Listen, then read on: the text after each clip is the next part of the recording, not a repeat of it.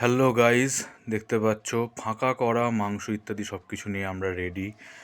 আলুটাকে মাইক্রোওয়েভে দিয়ে রেখেছিলাম 30 মিনিট 250 ডিগ্রি সেলসিয়াসে। এরপরে দেখতে পাচ্ছ কড়াইয়ের ওপরে ডিরেক্টলি দিয়ে দিলাম জিরে, তার উপরে সামান্য ছিটে ফোটা জল, সেটাকে নাড়াচাড়া করা হচ্ছে এবং তার উপরে একে অপরে সমস্ত ইনগ্রিডিয়েন্টসগুলো দিয়ে দেওয়া হবে।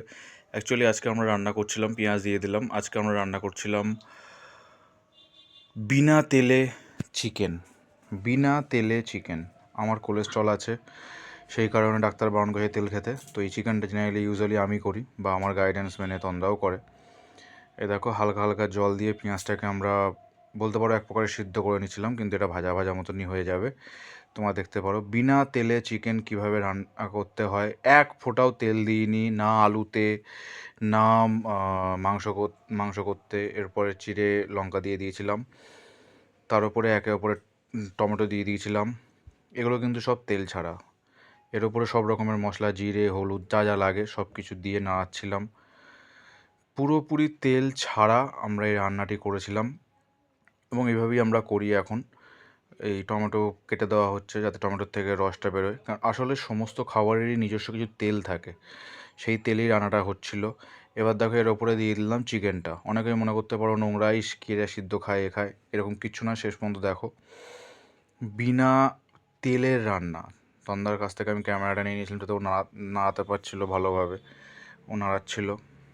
দেখো খেয়াল করো, তোমরা নিজেরাই দেখবে এরকম নাড়াচাড়া করার পরে চিকেন থেকেই আপনি চিকেনেরও নিজস্ব একটা তেল আছে, সেই তেলেই এই রান্নাটা বেসিক্যালি হয়, যে কারণে এক্সট্রা কোনো তেলের দরকার নেই। পেঁয়াজ রসুন বাটা একসাথে দিয়ে দেওয়া হয়েছিল, সেটাই দিয়ে দেওয়া হচ্ছে।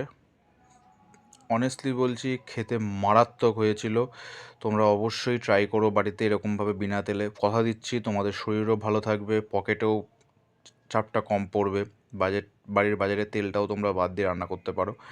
এরকমভাবে যে কোনো রান্নায় তোমরা করতে পারো। অ্যাকচুয়ালি টেস্ট আনে হচ্ছে মশলায়, তেলে কিন্তু কোনো টেস্ট আনে না। তো যে কারণে তোমরা এইভাবে রান্নাটি করে নিজেদের শরীরকে সুস্থ রাখতে পারো, পকেটকে সুস্থ রাখতে পারো। আমাদের বাড়িতে এখন চিকেন হলে এরকমভাবেই মোটামুটি চিকেন হয়। খেতে দুর্দান্ত হয়েছিল। আমার বাবা বা তন্দ্রা বা প্রত্যেকেই খেয়েছিল। সবারই একটাই কথা যে লাজবাব, কিন্তু কারোরই একবার জন্য মনে হয়নি যে তেল ছাড়া। তো এই চিকেনের থেকেই দেখতে পাচ্ছ এতটা তেল বেরিয়েছে, এই চিকেন থেকেই এতটা তেল বেরিয়েছে এবং এই তেলেই কিন্তু রান্নাটা হচ্ছে।